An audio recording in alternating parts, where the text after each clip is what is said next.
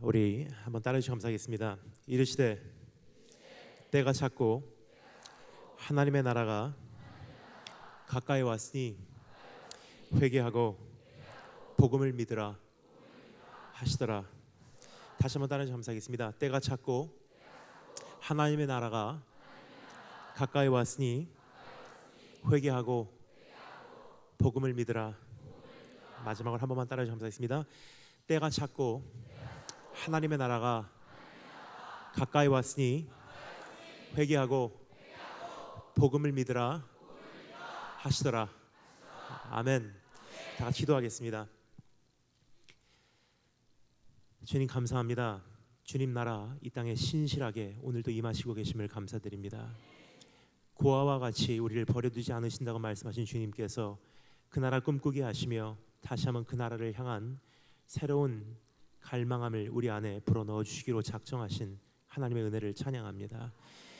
오늘 우리에게 다시 한번 그 나라에 합당한 자로서 일으켜 세움을 경험케 하시고 오늘 그것을 위해서 부족한 종 세우셨사오니 오늘 말씀을 전하는 자나 말씀을 듣는 자나 예수 그리스도의 보혈로만 정결케 하시고 주의 성령께서 기름 부으시고 마음껏 우리에게 말씀해 주시기를 사모하옵고 살아계신 우리 주 예수 그리스도의 이름으로 기도합니다.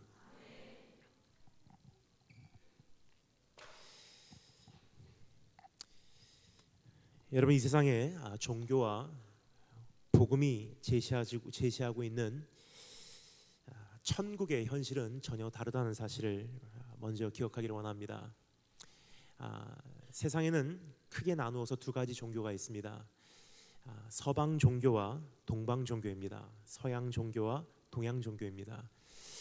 서양 종교의 교리에 의하면 이 세상은 이미 타락했기 때문에 세상은 언젠가 멸망해 버릴 것이고 우리는 이 육신을 벗어버리고 언젠가 우리는 자유롭게 영만 살아서 저 천국이라고 하는 곳에 가서 하나님과 함께 살 것이라는 것이 서방 종교의 특징입니다. 동양 종교의 특징이라고 하는 것은요, 이 세상이 다다. 그래서 여기서 즐길 만큼 즐겨라. 나무에도 신이 있고 저 바위에도 신이 있고 천둥에도 신이 있다. 그들과 하나 되는 것이 우리의 사명이기에 내 육신에게 온전히 복종하여 그 신들과 하나가 되는 그런 최고의 영적 경지에 이르러라. 여기가 전부다 말하고 있는 것이 동양 종교의 특징입니다. 근데 여러분, 복음은 우리에게 이렇게 말하고 있습니다. 이것도 저것도 아니다. 복음이 우리에게 제시해 주는 천국이란 것은 무엇이냐면요, 이 땅은 절대로 천국이 아니다. 하나님께서 하나님의 동산으로 창조를 하셨지만 죄로 인해서 완전히 타락한 세상이다. 하지만 크리스찬으로서 예수 그리스도와 하나 되는 그 순간 우리의 사명은 이 땅이 언젠가 멸망해 버리기에 육신 다 벗어버리고 저 보이는 하늘나라에 가서 사는 것이 크리스찬의 부르심이 아니라 Let your kingdom come, 주님의 나라가, 하나님의 왕국이, 하나님의 천국이 이 땅에 임하시도록 그 얘기를 준비해라. 즉 이 땅을 하나님의 나라로 바꿔버리라는 것이 복음이 우리에게 전해주고 있는 부르심이라는 것입니다. 근데 여러분, 주님의 나라가 이 땅에 임하시기 위하여 한 가지 조건이 우리에게 주어진다는 것입니다. 그것은 무엇이냐? 조금 전에 우리가 함께 암송한 그 말씀에 우리에게 선포하시는 주님의 음성과 같이 회개하고 복음을 믿으라는 것입니다. 여러분, 오늘 우리가 함께 하는 지금 이 시간, 이제부터 2박 3일을 여러분과 제가 함께 할 텐데요, 우리 바로 그 말씀에 한번 반응하는 그러한 시간이 되었으면 좋겠다고 생각을 합니다. 회개하고 복음을 믿는 그러한 시간이 되기를 주의 이름으로 축원합니다. 여러분, 두 가지 종류의 부흥이 있다고 생각을 합니다. 이제는 그 부흥에 대해서 우리가 정리할 때가 되었다고 생각을 합니다. 부흥을 우리는 위해서 기도해 왔고요, 부흥을 꿈꿔왔고 부흥에 대한 노래를 불러왔고 부흥을 위해 기도해 왔습니다. 하지만 정말로 하나님 앞에서 우리에게 허락되는 부흥이 어떠한 부흥인가를 그 그림조차 우리가 확실히 정리하지 못한다면 부흥 속에 내가 있다 할지라도 혹은 부흥을 위한 준비조차도 우리는 알 수 없을 것입니다. 그래서 여러분, 잠시 부흥에 대해서 정리해 보도록 하겠습니다. 두 가지 종류의 부흥이 있습니다. 첫 번째 종류의 부흥은요, 제가 이름을 짓기로는 새포도주 부흥이라고 부르는 것이 정확하다고 생각을 합니다. 새포도주 부흥이라는 것은 무엇이냐면 단 한 번도 복음이 들어가 보지 못한 땅에 처음으로 복음이 들어가서요, 처음으로 예수님을 영접한 사람들이 변화되어 돌아오는 그러한 역사를 일컬어 말하는 부흥입니다. 그러한 역사를 이미 많이 소문을 들었고요. 지금 그러한 일들이 일어나고 있는 여러 선교지에서의 현실을 우리가 많이 접하고 있을 줄 믿습니다. 근데 두 번째 종류의 부흥이 존재합니다. 두 번째 종류의 부흥이라는 것은요, 제가 이름을 부르기로는 대각성 부흥이라고 일컫는 것이 정확하지 않나 생각이 듭니다. 대각성 부흥이라는 것은요, 한 몸 복음이 어느 나라에, 어느 민족에, 어느 백성에게 들어갔지만 핍박에 의해서 정말 숨쉬기 힘든 그러한 현실 속에서 복음을 받아들인 몇몇 사람이 몸부림치는 가운데 교회가 성장하고 크리스찬 인구가 확장하고 교회가 능력을 얻으며 이제 교회가 어떠한 사회보다도, 교회가 어떠한 정부보다도 더 많은 힘을 소유하게 되는 그 단계까지 성장을 했지만 그 안에서 교회가 부패되고 교회가 변질되고 교리가 변질되기 시작하며 뜨겁게 그 안에서 강력하게 역사하시던 성령님의 역사가 그 자리를 떠나서 그 다음 장소로 이동을 하시고 거기에 남겨진 것은 기독교 문화와 지금 일어난 부흥에 대해서 다시 한번 우리가 프로세스, 다시 한번 우리가 이해하고자 정리하고자 우리가 만들어낸 신학이라는 것이 찌꺼기로 남은 것이 바로 그러한 땅에서 일어나는 부흥이 대각성 부흥이 아닌가 생각이 됩니다. 그러한 땅에서 남은 몇몇 사람들이, 남은 몇몇 교회들이 가슴을 치며 우리가 잘못 살았노라고 무너진 기초를 다시 쌓고 하나님 앞에 회개하며 돌아오는 역사 가운데 탄생되는 것이 바로 그러한 대각성 부흥이 아닌가 생각이 됩니다. 자, 여러분, 이제 두 가지 부흥에 대해서 제가 말씀을 드렸습니다. 그럼 이제 여러분 그 마음속에 조금 그림이 보이기 시작할 줄 믿습니다. 적어도 내가 이제까지 기도해 왔던 부흥, 내가 가지고 있었던 부흥에 대한 소망, 어떠한 그림인지는 몰라도요, 지금 대한민국이 이제 앞에 두고 있는 부흥은 적어도 세포도주 부흥은 아니라는 것입니다. 우리가 지금 기대하지 않으면 안 되는 부흥, 우리가 그것을 위해서 일하지 않으면 안 되는 그 부흥이라는 것은요, 대각성 부흥이라는 것입니다. 즉 우리가 잘못 살았노라고 하나님 앞에 가슴을 치는 그 역사에서 시작되는 것입니다. 먼저 믿은 자들이 회개하면서부터 시작되는 것이 바로 그러한 부흥입니다. 근데 여러분, 그 대각성 부흥이 어떻게 일어날까 하는 생각을 했을 때 주님께서 우리에게 요구하시죠. 회개하라. 근데 여러분, 회개라는 것은요, 성경이 말하는 회개라는 것은 condemnation이 아니라 conviction이라는 사실이에요. 영어로는 똑같은 의미를 두 가지 단어로 표현을 합니다. condemnation, conviction. 두 가지는 비슷한 단어인 것 같으나 전혀 다른 의미를 가지고 있다는 것입니다. 우리말로는 condemnation이라는 단어를요, 정죄하다라는 단어로 표현을 하고요. 그리고 conviction이라는 것은 우리말로는 책망하다라는 단어로 표현을 하고 있습니다. 근데 영어로는 이 두 가지가 굉장히 혼란스러울 수 있다는 것입니다. 근데 하나님께서 우리에게 요구하시는 이 회개라는 것은요, condemnation, 즉 정죄의 열매가 회개가 아니라는 사실이에요. 하나님께서 우리에게 요구하시는 것은요, 너 잘못 살았지, 너 악하게 살았지, 너 음란하게 살았지, 너 더럽게 살았지, 네가 뭐 했는 줄 알아. 마음에 어떠한 죄책감에 의해서 시작되는 것이 회개가 아니에요. 그렇게 시작된 부흥은요, 오래가지 못합니다. 하지만 주님께서 우리에게 주시는 한 단어가 있습니다. conviction, 책망이라는 단어예요. 그것은 정말 은은하게 내 영혼에 스며들고 오는 그 성령님의 임재 속에서 하나님의 모습과 내 모습이 너무나 대조적으로 보이는 가운데 그 하나님을 사랑하기 위하여, 하나님께 더 가까이 나가기 위하여, 하나님을 갈망하며 한 걸음이라도 주님 앞에 더 내딛기 위하여 내 안에 부족함을 발견하며 그것이 장애물이 된다는 사실을 깨달을 때 이 모든 것을 제거하고 하나님 앞에 돌아가는 그러한 역사를 일컬어 conviction, 하나님의 책망으로 인한 회개라고 우리는 말하고 있습니다. 여러분, 그것이 바로 이사야서 6장의 내용이 아닌가 생각이 됩니다. 우시야 왕이 죽던 해에 이사야 선지자가 하나님의 성전에 들어가니 여호와께서 높은 보좌에 앉으셨더라. 그의 옷자락은 성전에 가득 차여 있고 스랍들은 그 하나님을 찬양하며 거룩하다 거룩하다 거룩하다. 그 엄청난 하나님의 영광을 바라본 그 이사야 선지자의 반응은 무엇입니까? 화로다 화로다. 난 부정한 자인데 부정한 사람들 가운데 살면서 만군의 여호와 되신 왕을 보았도다. 뭐죠? 하나님의 위대하심을 보고 나니까 내 자신에 대한 죄성이 드러나는 거예요. 하나님께서 이사야 선지자에게 와서 너 이 부정한 사람아, 이 악한 사람아, 정죄하지 않습니다. 하나님은요, 스스로 계신 분이세요. 가만히 계세요. 그 모습만 바라본 우리들이요, 이제 우리 안에 어떠한 심령의 변화가 생긴다는 사실입니다. 그 열매가 바로 참된 회개예요. 그래서 여러분, 저는 특별히 어떠한 회개하라라는 말씀을 준비해 오지 않았습니다. 하지만 제가 이제부터 시작되는 2박 3일간 여러분과 나눌 내용은 한 가지입니다. 하나님이 어떤 분이신가? 우리 예수님이 어떤 분이신가? 복음이 무엇인가? 사실 그 안에서 우리가 정말 하나님의 임재 속으로 들어가면요, 하나님께서 한 사람 한 사람 나름대로 우리 안에 요구하시는 바 되는 그 회개의 제목들이 생길 것입니다. 오늘 그것을 가지고 우리 가슴을 치며 우리가 회개를 시작할 때 하나님의 나라를 준비하는 그런 대각성의 역사가 이곳에서 일어나기를 주님으로 축원합니다. 여러분, 오늘 이 말씀을 통해서 우리가 가장 먼저 이 대각성의 역사를 준비하는 가운데 제일 먼저 우리가 정리하기를 원하는 한 단어가 있습니다.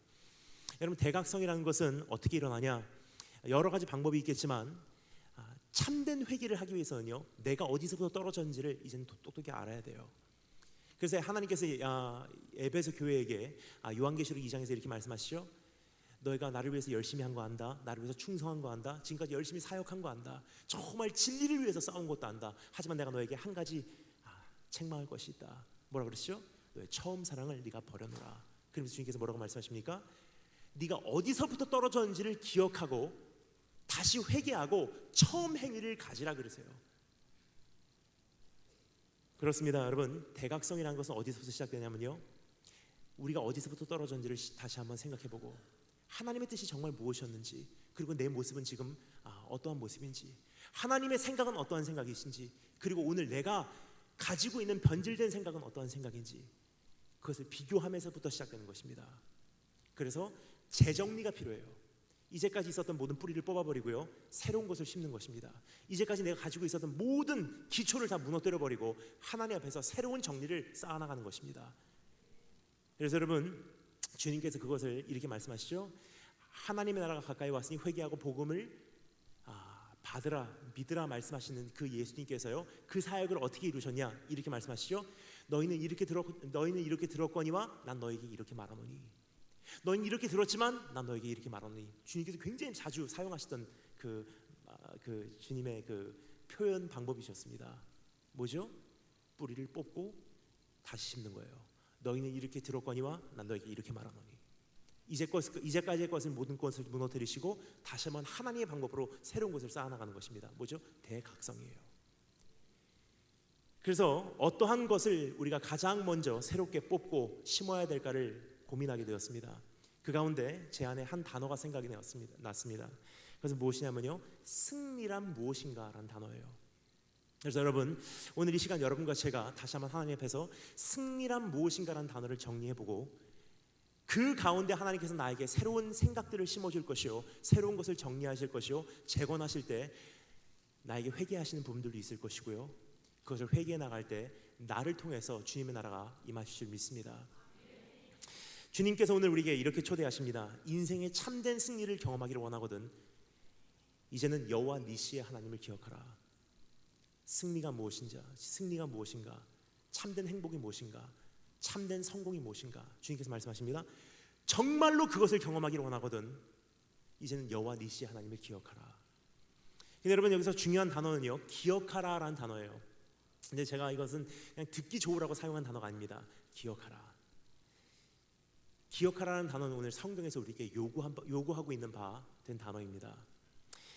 이제부터 약속의 땅까지 그 백성들을 인도하여 들어가야 하는 젊은 종 여호수아를 위하여 주님께서는 모세에게 이렇게 명하십니다.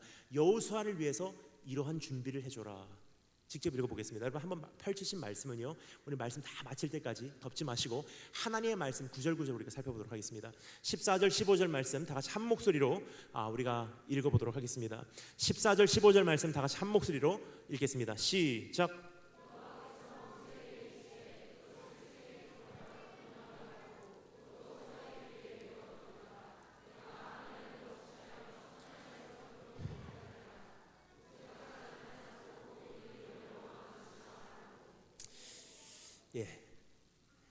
성경 가지고 오신 분들 너무 귀하십니다. 근데 여러분, 정말 땅끝 선교 하시기를 원하시는 교회라면 성경 가지고 오신 축복이시기 바랍니다. 왜 그러냐면요, 진짜로 땅끝까지 가잖아요, PPT 없습니다. 지금 이 시대 어떤 시대인 줄 아십니까? 정전되면요 함께 합독도 못하는 시대예요. 여러분, 미국에 가면요 굉장히 재밌습니다. 뉴욕 동쪽이 가장 동쪽에는 그 대도시 중에 하나죠. 그리고 서쪽으로 쭉 가면요 로스앤젤레스, LA가 있죠. 근데 뉴욕하고 LA하고 시차가 몇 시간일까요? 3시간이에요. 그냥 뉴욕에 거래처가 있습니다. 그럼 뉴욕은요 오전 9시라면 로스앤젤레스는 새벽 6시예요. 근데 로스앤젤레스에 있는 회사가 뉴욕하고 거래를 하려고 하잖아요. 그럼 몇 시에 출근할까요? 뉴욕 사람들이 오전 9시에 출근을 하면요 로스앤젤레스 있는 사람들은 새벽 6시에 출근을 해요. 왜냐? 내 거래처의 눈높이와 내 거래처의 시간대에 맞춰주기 때문에. 근데 크리스찬들은요 그런 면에서는 굉장히 뒤떨어졌어요. 왜냐? 내 거래처는요 이슬람이에요. 내 거래처는요 공산주의예요. 그럼 우리의 눈높이도 그 눈높이로 가야 돼요. 근데 우리의 눈높이는 어떻습니까? 빵끝 선교하겠습니다. 그 눈높이로 가면 어떻게 될까요? 추방당하면 다행이에요. 잡혀가면 그래도 다행이에요. 목배임 안 당하면 감사해야 됩니다. 정말로 땅끝 선교를 꿈꾸시는 교회라면 이젠 그 눈높이로 나가신 여러분 되시길 주님을 축원합니다. 내일 다 성경책 갖고 오시는 축복이 있으시길 주님을 축원합니다. 오늘 이 말씀 보면요 우리가 한 가지를 알 수 있습니다. 하나님께서 모세에게 이렇게 말씀하시죠. 여호수아 젊은 종을 위해서 이렇게 준비해줘라. 어떻게 준비하라고 말씀하십니까? 훗날 어떠한 용사로 세워질지, 어떠한 리더십을 발휘하게 될지, 그 백성을 어떻게 그 약속의 땅까지 인도할지 아직 아무것도 모르는 젊은 종 여호수아를 위해서 여호와 하나님의 니시 되심의 사건을 인식하여 기억하게 하라고 성경 주님께서 명하신다는 것입니다. 여호수아에게 알려줘라. 여호수아에게 기억하게 하라. 여호수아의 가슴에 임박이도록 새겨줘라. 여호와 니시 되심의 하나님을. 그리고 모세는 그것을 위한 제단을 쌓죠. 여호와 니시라는 제단입니다.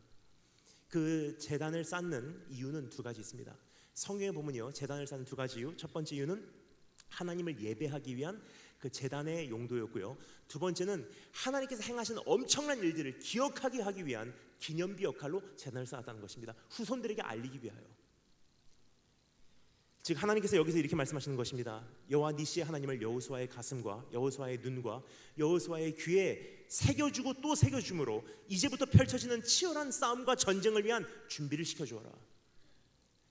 여러분, 하나님께서는요 이제부터 이스라엘 민족을 위해서 전쟁을 싸울 수 있는 준비를 시켜주세요. 근데 하나님께서 다른 병력을 동원하시고 다른 어떤 전법을 가르쳐 주신 하나님이 아니세요. 가장 중요한 것은 무엇이냐? 이제부터 펼쳐지는 광야, 이제부터 펼쳐지는 엄청난 환란, 그것을 위한 가장 중요한 준비가 무엇이냐? 여호와 니시 하나님을 기억하라. 한 가지였었어요. 자, 그렇다면 우리 한번 이 말씀에 귀를 기울여 살펴보기를 원하는데, 여러분 저와 여러분의 모습을 잠시 생각해 보도록 하겠습니다. 여러분, 이제 우리도요 하나님께서 우리에게 하시는 말씀을 우리가 듣기를 원합니다. 오늘 이 말씀은요 수천 년 전 모세와 여호수아에게만 선포됐던 말씀이 아니에요. 오늘 이 시대를 살아가고 있는 우리 모두에게도 동일한 말씀이 선포되고 있다는 것입니다. 이제 엄청난 환란을 위한 준비를 해야 되는 시대예요. 이제부터 우리에게 남은 것은요 주님 나라 이 땅에 임하시기까지 치열한 싸움과 치열한 전쟁과 치열한 핍박이에요. 여러분, 지금 이 시대에 가장 우리가 가지고 있지 않으면 안 되는 한 가지 기독교 세계관이 있습니다. 청소년 집회 이렇게 가면요 가끔 저에게 이렇게 말씀을 하십니다. 목사님, 우리 청소년들에게 꼭 필요한 기독교 세계관 좀 심어주세요. 저는 그분들이 무슨 생각으로 저에게 그런 부탁을 하시는지 모르겠습니다. 아마 이런 이야기를 듣기를 원하시는 것 같아요. 우리 청소년들 위대한 비전을 가지십시오. 하나님께서 그들 위대하게 쓰실 것입니다. 참 필요한 거예요. 하지만 중요한 것은요 지금 이 시대에 제가 꼭 말씀드리기를 원하는 한 가지 기독교 세계관은 무엇이냐? 내일은 환란이지 평안이 아니라는 것입니다. 주님의 나라가 가까이 온다는 것은요 사탄 마귀도요 그만큼 발악을 하기 시작한다는 뜻이에요. 물론 나를 위해서 도우시는 성령님의 역사도 그만큼 강력해집니다. 점진적으로 커진다는 뜻이에요. 예를 들까요? 창세기에 나오는 사단의 모습이 어떤 모습일까요? 어떤 모습이었죠? 뱀의 모습이었어요. 근데 점진적으로 사단의 세력이 강력해져서 마지막 날 발악을 할 때 요한계시록에 나오는 사단의 모습은 어떤 모습이죠? 7 머리 달린 용이에요. 나를 도우신 성령님의 역사는 어떠하십니까? 창세기에 나오시는 성령님의 모습은요 비둘기예요. 점진적으로 나를 도우시는 성령님의 능력이 왕성해지고 마지막에 그 실체를 우리에게 보이시는데요, 성령님께서 어떻게 나오신다고요? 7명으로 등장하세요. 여러분, 내일은 환란이지 평안이 아니라는 것은요, 예수님께서 우리에게 힘없이 말씀하신 바 된 그 말씀의 내용 중에 한 가지입니다. 마태복음 24장, 마가복음 13장, 누가복음 21장, 17장에서 뭐라고 말씀하시죠? 가면 갈수록 환란이다. 핍박과 전쟁과 전쟁에 대한 소문과 기근과 지진과 거짓 그리스도와 거짓 선지자들, 가면 갈수록 많아지지 없어지지 않는다. 여러분, 분명히 말씀드리겠습니다. 특별히 오늘 이곳에 모인 우리 청소년 여러분, 우리 청년 여러분, 지금까지 우리가 막연한 어떠한 그 낙관주의적인 세계관을 가지고 왔다면 오늘 내려놓으시기 바랍니다. 괜찮아질 거야, 아무런 문제 없대, 대학만 잘 들어가래, 취업만 잘하래, 결혼만 잘하면 된대, 아무 문제 없어. 평생을 걸어가요. 여쭤보겠습니다. 진짜 괜찮아졌습니까? 분명히 말씀드리겠습니다. 중학생 때보다 고등학교 들어가면요, 믿음 지키기 더 힘들어요. 고등학교 졸업하면 될 줄 알았어요. 대학 가잖아요, 더 힘들어요. 군부대 가잖아요, 믿음 지키기 더 힘듭니다. 그래도 제대만 하면, 대학만 졸업하면 취업하잖아요, 회식 자리 계속 하고요, 가정이 생기고 자녀, 내가 먹이 살려야 되는 자녀에 대한 책임감이 생기면요, 믿음 지키기 더 힘들어진다는 사실이에요.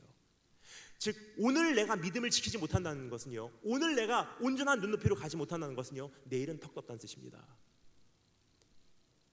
그런 시대를 맞이하는 우리에게 주님께서 말씀하십니다. 기억하라, 기억하라. 여호와 니시 하나님을 기억하라. 자, 그렇다면 여호와 니시 하나님이 어떤 분이신지 우리 정리할 때가 되었습니다. 우리가 알고 있는 여호와 니시라 그러면요, 나에게 승리를 주신 하나님, 나의 승리의 하나님, 나를 도우시는 하나님, 나를 위해서 싸워주신 하나님 말씀드렸죠.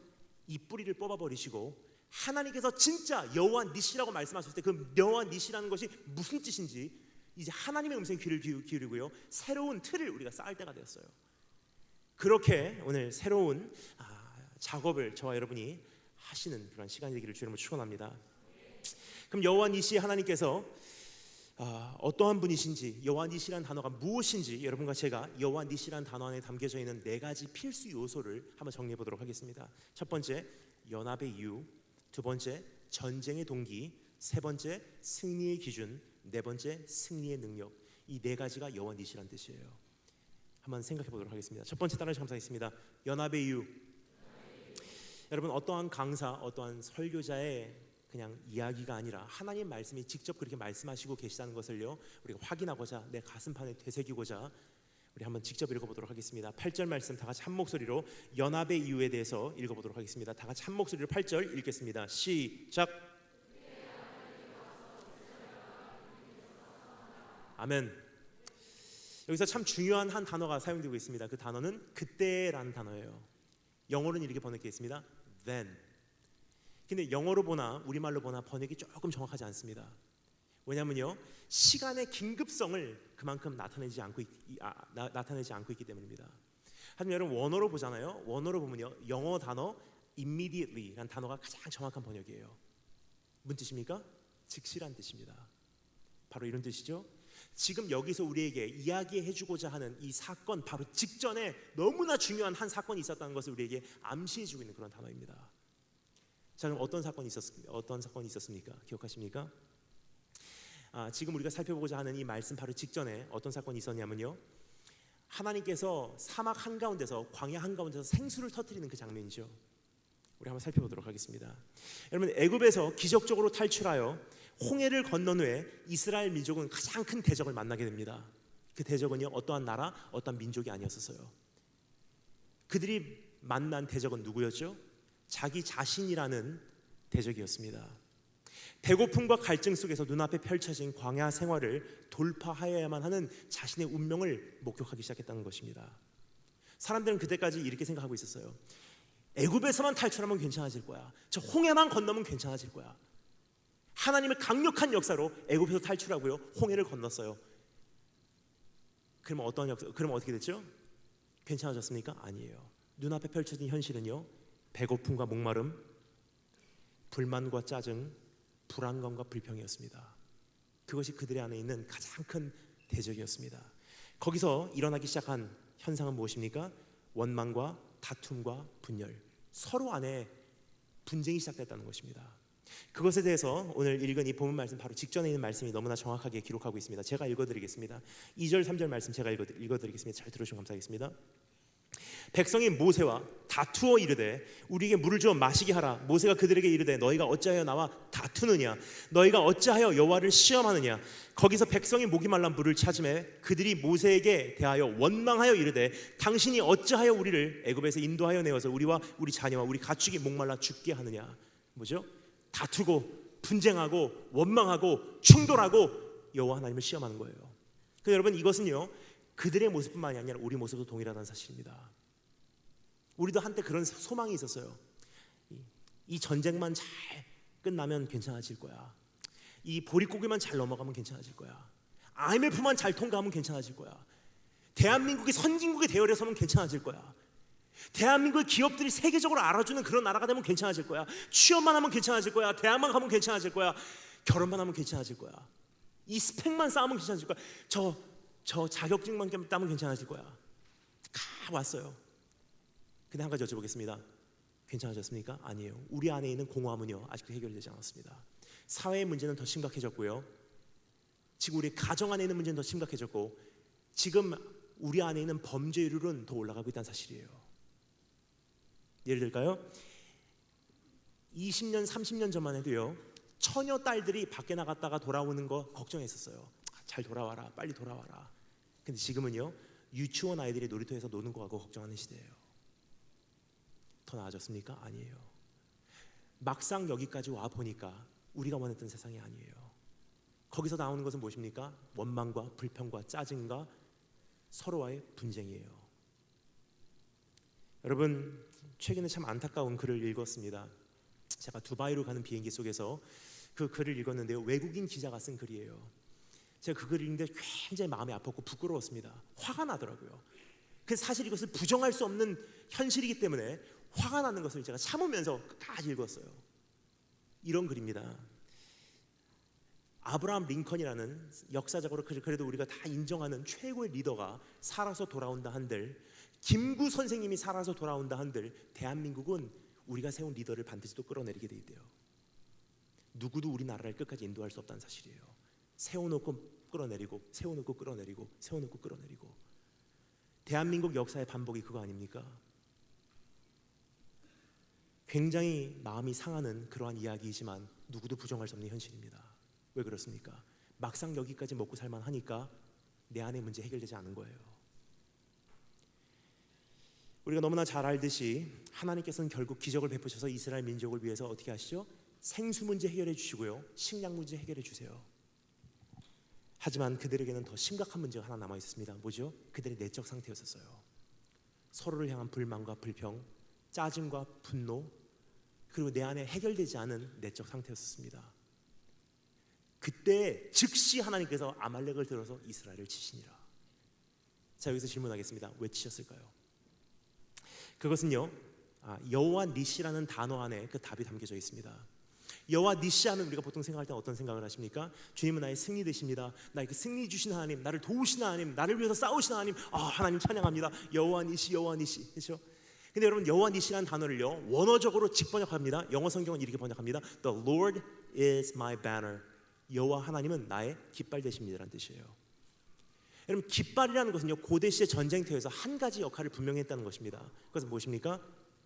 전쟁터에 나가 보니까요 수많은 사람들이 그 전쟁터에 모집돼서 동원돼서 군사로 나왔는데요, 얼굴색도 다 다르고요, 방언도 다르고, 민족도 다르고, 배경도 다르고, 전쟁에 끌려온 모습도 어떤 사람은 자유인으로, 어떤 사람은 돈 때문에, 어떤 사람은 노예로 끌려와서 용사가 되어 그 전쟁터에 모집되어 동원되어 들어왔다는 것입니다. 굉장히 다양해요. 그런데 여러분, 전쟁터 한 복판에서요 깃발이 들려 올려지는 순간 어떻게 되죠? 그 사람들이 다 하나로 결집을 해버려요. 똑같은 동기 아래 굴복을 해버린다는 사실입니다. 연합의 상징이었어요. 연합의 이유였습니다. 여러분, 저 한번 상상해 주시면 감사하겠습니다. 만약에 하나님께서요 식량과 생수 문제만 이스라엘 민족에게 해결해 주신 상태로 그대로 주셨다면 어떻게 됐을까요? 생수와 식량 문제만 해결해 주신 상태로 이스라엘 민족을 그대로 주셨다면요, 이스라엘 민족 안에는 자기 권리 주장과 서로와의 의견 차이, 약속의 땅을 향한 여정의 방향성과 진로에 대한 충돌, 그리고 심지어는 그들의 리더십을 향한 불만과 새로운 반란까지도 일어났었을 것이 분명합니다. 근데 하나님께서 어떻게 하십니까? 그때 즉시 아말렉을 들어서 이스라엘을 치시니라. 왜요? 아말렉이라는 외부 공격을 틀어서 이스라엘을 치시면요, 내부적으로는 연합을 해버리기 때문이에요. 분명히 말씀드리겠습니다. 외부 공격은요, 내부적인 연합을 성취한다는 것입니다. 하나님께서 이제부터 펼쳐지는 엄청난 광야의 현실을 가장 좋게 준비시키기 위하여 이스라엘 민족이 가장 먼저 무엇을 하셨냐? 외부 공격을 들어서 이스라엘을 치게 하셨다는 것입니다. 연합하지 않으면 이제는 나머지 광야는 돌파할 수가 없기 때문에, 하나가 되지 않는 한 이제부터 전쟁은 치를 수가 없기 때문에, 원수를 만나기도 전에 이스라엘 민족 자체적으로 분열해서 없어지게 생겼기 때문에 하나님께서는 외부 공격을 들어서 이스라엘을 치시기 시작했다는 것입니다. 여러분, 이것은요, 오늘의 이스라엘에서도 볼 수 있지 않나 생각을 합니다. 이스라엘 다녀오신 분들 잘 많이 계시죠? 이스라엘 하면 우리가 보통 생각할 때 이스라엘 사람들이 사는 곳이 이스라엘이라 생각을 하는데요, 이스라엘이라는 것은 굉장히 다양한 곳입니다. 온 세계의 축소판이 이스라엘이라고 생각하시면 굉장히 정확할 것 같습니다. 그래서 난 이스라엘 선교합니다 생각을 하시는 분이요, 온 세계를 정리하지 못한 채 이스라엘을 가면요, 본인이 혼란스러워져요. 예를 들까요? 3대 종교가 다 이스라엘 안에 모여 있어요. 이슬람교, 유대교, 기독교. 그뿐입니까? 온 세계 유대인들이요, 다 이스라엘로 귀환을 했어요. 미국에서 귀환해서 돌아온 유대인들, 그 디아스포라로 러시아에 있다가 귀환해서 돌아간 유대인들, 미국에서 귀환해서 돌아간 유대인들, 아프리카에서 귀환해서 돌아간 유대인들, 중국에서 귀환해서 돌아간 유대인들, 온 세계에 있는 디아스포라 유대인들이 이스라엘로 귀환했다는 것은요, 온 세계의 지역적 영적 가치 기준들이 다 이스라엘로 모였다는 뜻이에요. 그뿐입니까? 360을 끊이지 않은 성지 순례자들, 360을 끊이지 않은 외국인 관광객들, 사역적인 차원에서, 유학적인 차원에서 수많은 사람들이 이스라엘에 가 있어요. 그뿐입니까? 종교적인 차원에서 굉장히 다양해요. 슈퍼 오르토독스 주, 굉장히 보수적인 유대인들이 이스라엘에 아직도 살고 있어요. 신명기에 나오는 식사법을 그대로 준행하고 있어요. 맥도날드 가잖아요, 코셔예요. 신명기 그대로 맥도날드 햄버거도 그렇게 서빙합니다. 제가 6월절 때 맥도날드 가다가 깜짝 놀랐어요. 햄버거 빵이 무교병이에요. 절대로 햄버거하고요, 치즈를 함께 얹어주지 않습니다. 그 이유는요, 부모의 고기와 자녀의 우유를 함께 섞지 않기, 자녀의 고기와 부모의 우유를 함께 섞지 않기 때문에 지금까지도 굉장히 엄격하게 진행되고 있어요. 그뿐입니까? 굉장히 또 다른 부류가 있어요. 이스라엘 가면요, 허랑방탕해도 여기까지 허랑방탕한 사람이 없을 정도로 세상에서도 찾을 수 없는 죄인들이 이스라엘 안에 살고 있는 유대인들, 그 가운데 있다는 것입니다. 끝에서 끝이에요. 자, 그런데요, 그렇게 다양한 이스라엘인들, 그렇게 다양한 모레알 같은 사람들이요, 헤즈볼라에서 이스라엘을 향해서 미사일 하나 발사하잖아요. 하마스에서 이스라엘 향해서 미사일 하나 발사하잖아요. 그렇게 많은 다양한 모레알과 같이 흩어진 유대인들이요, 콘크리트 같이 하나로 결집을 해버려요. 왜 그렇습니까? 외부 공격은요, 내부적으로 연합을 시키기 때문이에요. 여러분, 하나님께서 우리에게 오늘 첫 번째 여호와 니시에 대한 요소를 정리해 주시면서 이렇게 묻고 계십니다. 이젠 참된 승리를 경험하고 싶냐? 이제는 너 혼자만 배불러서 안 되는 시대야.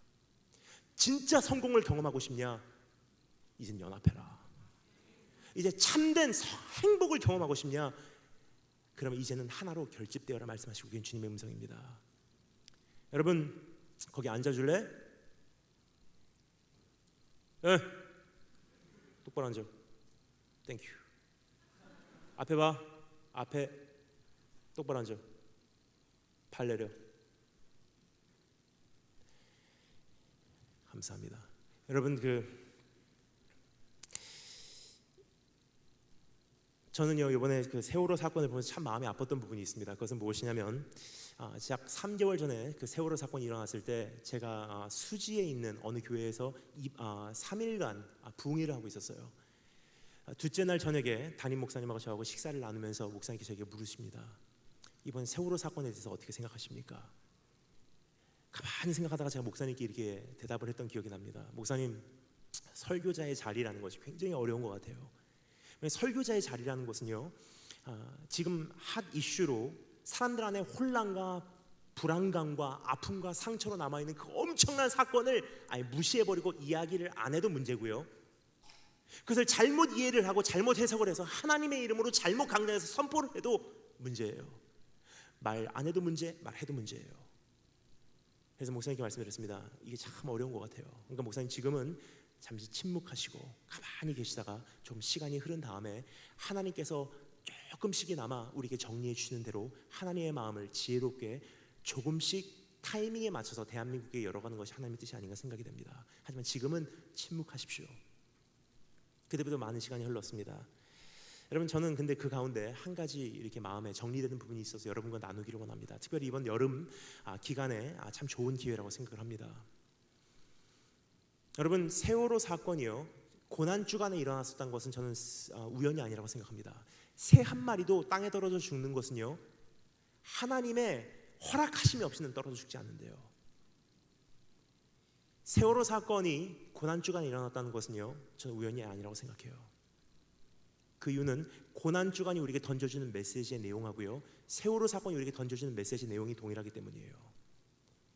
고난 주간이 우리에게 던져주는 메시지 내용은 무엇입니까? 예수 그리스도라는 아무런 죄가 없는 하나님의 어린 양이, 아들이 십자가라고 하는 죽음의 바닷속으로 완전히 침몰당함으로 우리의 죄가 어디까지 악할 수가 있는지, 우리가 어디까지 더러워질 수가 있는지 단번에 수면 위로 그 모든 것이 노출돼 버리는 것이 고난주간이 우리에게 던져주는 메시지였어요. 여러분, 세월호 사건이 우리에게 던지는 메시지는 무엇입니까? 아무런 죄가 없는 그 어린 아이들이요, 그 아이들이 죽음의 바닷속으로 침몰당함으로 지금 대한민국 사회 속에서 썩어 있었던 그 문제가요, 어디까지 썩어 있는지, 어디까지 골마 있었는지 단 한 번에 수면 위로 폭발해서 올라오는 것이 그 세월호 사건의 문제였습니다. 성공하기 위해서 정신없이 달려오느라, 대학교 입시하기 위해서 정신없이 달려오느라 내 눈앞에 있는 현실을 웬만하면 인정하고 싶지 않아서 끊임없이 핸드폰하고 끊임없이 게임하고 끊임없이 즐겁게 하고 끊임없이 마셔야 되기 때문에 내 자신을 그러한 즐거움으로 끊임없이 맞추어오며 현실을 회피해왔던 우리 모습 속에서 우리도 모르는 사이에 대한민국 사회가 거기까지 골마 있는지 우리가 모르고 있었어요. 우리의 문제가 거기까지 썩어 있는지 우리 모르고 지냈습니다. 근데 어떻게 됩니까? 언론에서부터 어린아이까지요, 이건 누구의 문제가 아니라 우리 모두의 문제가 단번에 폭발해 버렸어요. 그 중에 대표적인 문제가 한 가지 있다고 생각합니다. 여러분, 런던을 알기 위해서는요, 런던 밖으로 나가래요. 대한민국을 정말로 알기를 원하신다면요, 대한민국 밖에서밖에 보이지 않는 문제들도 있다는 것입니다. 그 중에 대표적인 문제가 이런 것이 아닌가 생각이 됩니다. 저는 미국의 육군사관학교 출신입니다. 미국에서 육군사관학교 다닐 때 인종차별을 굉장히 많이 받았어요. 선배들이 밤마다 찾아와서 문 차고 들어와서 2층 침대에서 자는 저를 끄집어내려서 떨어뜨리고 발로 밟고 푸시업 시키고 얼굴에다 침 뱉고 밥 먹고 있으면 밥그릇 엎어버리고 포크하고 나이프 뺏어갖고 너는 더러운 동양놈이니까 포크하고 나이프하고 밥 먹을 자격이 없어, 손으로 주워 먹게 하고 굉장히 많은 어려움과 모독을 당했습니다. 제가 사관학교 4년을 졸업한 후에 이제 목사 안수를 받고 선교사 파송을 받고 신학교 다 졸업한 다음에요, 한국에 와서 이제 제가 가끔 말씀을 전할 때 군부대 가서 이렇게 말씀을 전할 기회가 있습니다. 근데 군부대 가서 말씀을 전하면요, 이제 가끔 이런 간증을 해요. 제가 사관학교에서 겪었었던 어려움, 수모, 아픔, 상처, 외로움, 고독함 다 이렇게 나눕니다. 근데 꼭 그 말씀을 마치면요, 꼭 저에게 하시는 질문들이 있어요. 다과를 나누며 교제하는 가운데 거기 있는 간부님들이 저에게 묻습니다. 한 가지만 물어보겠습니다. 어떻게 그렇게 미국과 같은 나라에서 인권을 중시 여기는 그런 나라에서 어떻게 그렇게 인권을 무시하는 그러한 행위를 합니까? 근데 저는 그게 어려운 질문이 아니에요. 미국을 진짜 아시는 분들은요, 이 점을 굉장히 공감을 하십니다. 미국은 미국 나름대로 굉장히 심각한 여러 가지 문제가 있습니다, 사회적으로. 하지만 한 가지 분명한 것은요, 미국 안에는 아직도 이 정서가 사회적인 바탕에 꽉 깔려 있다는 것입니다. 어떤 것이냐면요, 정말로 누군가의 인권을 지켜주기를 원한다면 누군가가 인권을 버리지 않으면 안 된다는 거예요. 정말로 누군가의 생명을 지켜주기 위해서는요, 누군가가 자기 생명을 희생하지 않으면 안 된다는 것입니다. 누군가의 자유를 보장해주기 위해서는요, 누군가가 자기 자유를 포기해야 돼요. 그럼 군인이야말로 사람들의 인권을 지켜주고 이 사회의 안보를 보장해주고 모든 사람들의 생명을 지켜주고 모든 사람의 자유를 보장해주기 위하여 부름받은 군인이야말로 가장 먼저 내려놓는 건 무엇입니까? 자기 인권과 자기 자유와 자기 생명이에요. 전쟁을 위해서 준비시키는 군인은요, 반드시 자기 거 내려놔야 된다는 것입니다. 알고 보면 굉장히 성경적이에요. 그렇죠? 하나의 밀이 땅에 떨어져 죽지 아니하면 하나 그대로 있지만 죽어야지 많은 열매를 맺느니라. 그것이 미국 쪽 사상입니다. 그래서 미국에서는 이렇게 가르쳐요. 네가 희생해, 네가 낮아져, 네가 한번 포기를 해라. 그러니까 볼런티어 굉장히 많죠. 제가 자라온 일본에서는 거기까지는 요구하지 않아요. 일본 사람들은요, 네가 희생해까지는 말하지 않습니다. 근데 일본의 모든 그 사회적인 바탕에서는요, 이런 사상이 깔려져 있어요. 스쿠나쿠테모 호카노 시도니 메와쿠 가케나이데 그래요. 무슨 뜻이냐면요, 적어도 다른 사람에게는 패기치는 인생을 살지 말래요. 자, 그런데요, 우리나라는 어떤지 한번 생각해 보도록 하겠습니다. 특별히 이번 여름 어떻습니까? 수많은 곳에서 청소년 캠프, 청소년 수련회 일어나고 있어요. 굉장히 마음 아픈 것은요, 저도 청소년 캠프와 수련회 자주 가지만 많은 말씀들을 저 뒤에서 다 듣습니다. 그냥 안타까운 것은요, 굉장히 많은 대다수의 말씀들의 내용이 어떤 내용이냐면요, 이런 내용입니다. 하나님께서 우리나라를 특별히 선택하셨습니다. 우리 교회를 특별히 선택하셨습니다. 너를 특별히 선택하셨어. 넌 위대한 사람이야. 넌 특별한 사람이야. 하나님께서 너를 쓰시기를 원하셔. 위대한 꿈을 꿔. 위대한 비전을 가져. 훌륭한 사람이 돼야 돼. 위대한 사람이 되어서 저 세계적인 무대에 서야 돼. 하나님께서 그래야지 너를 통해서 영광 받으신다. 훌륭한 사람이 돼. 너를 축복한다. 하나님께서 너를 위대하게 쓰시기를 원하셔. 정말 하나님 앞에 뜻을 정하고 지금 헌신하여 그 길을 걸어가라. 하나님께서 너를 위대하게 쓰실 것이고 세계적인 무대에서 너를 빛내실 것이다. 그래서 너를 통해서 영광 받으실 것이다. 그럼 청소년들 어떻게 하시는지 아십니까? 아멘, 주여, 내가 그렇게 살기를 원합니다. 근데 문제가 있습니다. 그 사상을 받아들이고요, 나도 모르는 사이에 그렇게 믿고 온 우리가 탄생시키는 것은 무엇입니까? 배침몰아잖아요. 나와 내 가정과 내 교회와 내 나라가 제일 중요하기 때문에 나 먼저 뛰어내리고 사는 것이 우리 마음이에요. 여러분, 이건 누구의 문제가 아닙니다. 나도 모르는 사이에 내가 받아들인 내 정서예요. 나도 모르는 사이에 내 자녀에게 시킨 교육입니다. 1등 되라고 가르쳤지 친구 1등 시키기 위해서 네가 희생하라고 가르치지 않은 것이 우리의 모습이에요. 여러분, 하지만 주님께서 말씀하십니다. 진짜 승리를 아느냐? 진짜 승리를 아느냐? 승리가 무엇인 줄 아느냐? 진짜 승리는 남들보다 배부른 게 아니래요. 진짜 성공은 남들보다 빨리 가는 게 아니래요. 진짜 위대한 인생은요, 남들 못하는 거 하는 게 아니래요. 진짜 승리는 무엇이냐? 한 대 맞으면 반대쪽 뺨 내놓고 내가 굶음으로 다른 사람 먹이고 내가 낮아짐으로 다른 사람 빛나게 하고 내가 쇠함으로 그분이 흥하게 하고 나 하나 희생함으로 그분의 나라 이 땅에 임하게 하는 것이 그분이 말씀하신 승리래요. 그 승리라는 기준 앞에 한번 내 자신을 비춰볼 때 내가 지금까지 어떻게 살아왔는지, 내 자녀는 어떻게 교육해왔는지, 난 어떠한 승리를 지금까지 추적해왔는지 한번 내 자신을 살펴보시는 축복이 있을 줄 축원합니다.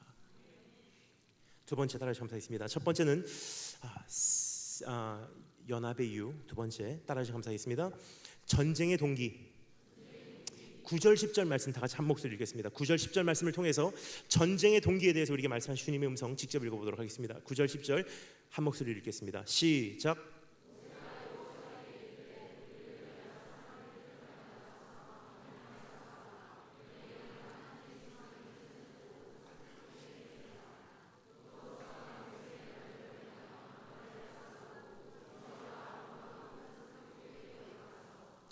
아멘. 거기까지입니다. 여러분, 참 중요한 단어가 여기 사용되고 있습니다. 9절 말씀이죠. 모세가 여호수아에게 이르되 우리를 위하여라고 되어 있어요. For us. 무슨 뜻입니까? 동기부여라고 있다는 뜻이에요. 왜냐하면요, 전쟁에서 가장 중요한 것은 무엇이냐? 특별히 사관학교에서 제일 먼저 가르치는 것은 무엇이냐? 장교들의 역할입니다. 그 장교들의 역할은 무엇입니까? 동기부여예요. 왜냐? 젊은 청년들이요, 이제는 불화살이 날라오고 폭탄이 떨어지고 총알이 지나가는 그 전쟁터로 뛰어들어야 하기 때문에 어떤 동기부여를 하지 않으면요, 누구도 뛰어들지 못하기 때문입니다. 사실 여러분, 요즘의 전쟁과 고대 시대의 전쟁이 조금 모습이 달랐어요. 요즘은 어떻습니까? 너무나 많은 경우 모니터 뒤에서 치러지는 것이 요즘에 우리가 치르고 있는 전쟁이에요. 물론 보병들도 있고요, 참 전쟁에서 생명을 걸고 싸우시는 분들 굉장히 많습니다. 하지만 비율적으로 보면요, 굉장히 많은 경우 컴퓨터 모니터 뒤에서 치러지고 있는 전쟁이에요. GPS 딱 켜놓고요, 락합니다.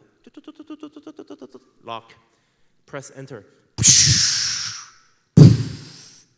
전쟁 끝이에요. 그렇게까지 가지 않고는, 그렇게까지 여러분 전쟁을 치르잖아요. 그럼 어떻게 되냐? 내 생명의 위협을 당하는 것을 피부로 느끼는 경우가 많이 없어요. 그럼 사람이라는 존재는요, 내 피부로 그 위험을 느낄 수 있는 그런 기회가 없으면요, 내 동기에 대해서 별로 생각할 기회가 없습니다. 반대로 여러분 고대 시대 전쟁 어떻습니까? 전쟁터로 뛰어들어요. 돌진 막 뛰어들어요. 부모, 자식 다 있는 사람들이에요. 그래서 자기 생명 아끼지 않고 전쟁터로 뛰어들어요. 불화살이 날라옵니다. 총알이 지나가요. 폭탄이 터집니다. 옆에서 팔, 다리 날아가고요. 피를 쏟아내면서 살려달라고 외치고 있는 군사들이 다 쓰러져 있어요. 그런데도 전쟁이에요. 그 사람들이 머리에 드는 생각이 무엇입니까? 난 무엇을 위해서 여기까지 싸울 필요가 있나? 내가 무엇을 위해서 내 생명을 여기까지 걸 필요가 있나라는 거예요. 동기가 확실하지 않으면요, 전쟁을 싸울 수가 없다는 것입니다. 왜냐? 동기가 사라지는 순간, 동기가 희미해지는 순간 두려움이 몰려와서 우리는 뿔뿔이 흩어질 수밖에 없기 때문입니다. 그래서 고대 시대의 전쟁에 보잖아요. 굉장히 재밌습니다. 지금 우리는요, 게릴라전 같이 다 그 숲속으로 들어가서 숨어서 싸우는 것이 이제 우리가 싸우고 있는 많은 경우의 전쟁인데요. 고대 시대는 그냥 정면 충돌이었어요. 원수가 몰려옵니다. 여기서 우리가 원수를 향해서 나아갑니다. 그럼 제일 앞장선 사람이 누구냐면요, 깃발 든 사람이에요. 깃발 든 사람이 전진을 합니다. 그럼 제일 그 뒤에 쓴 사람이 누구냐면요, 북치는 사람이에요. 축축축축축축축. 깃발을 바라보고 그 북소리를 들을 때 내 심장이 뛰기 시작해요. 그 리듬에 맞춰서 군인들은 전진을 합니다. 그 깃발이 왜 앞에 서냐면요, 이상을 뜻하기 때문이에요. 내가 무엇을 위해서 생명을 걸어야만 하는지 내 전쟁을 위한 동기를 제시해 주기 때문입니다. 그것을 위해서 돌진을 해요. 그러면 원수들도요, 제일 먼저 무엇을 공격을 할까요?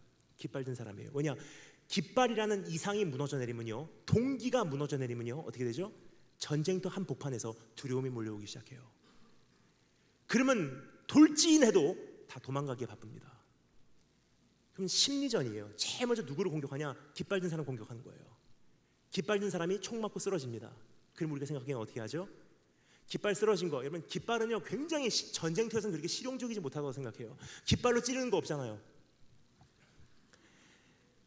그러면 깃발 하나 쓰러졌다고 눈 하나 깜빡 안 하는 것이 당연한데요, 고대 시대 전쟁을 보잖아요. 굉장히 재밌습니다.